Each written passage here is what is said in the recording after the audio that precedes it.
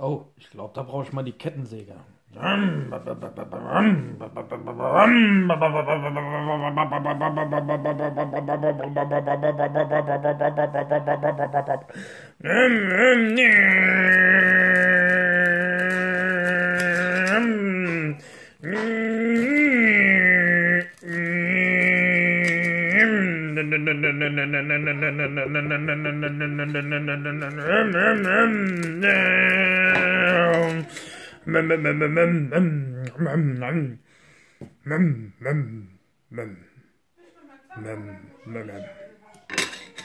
Meine Kettensäge hat kein Benzin mehr. Verdammt.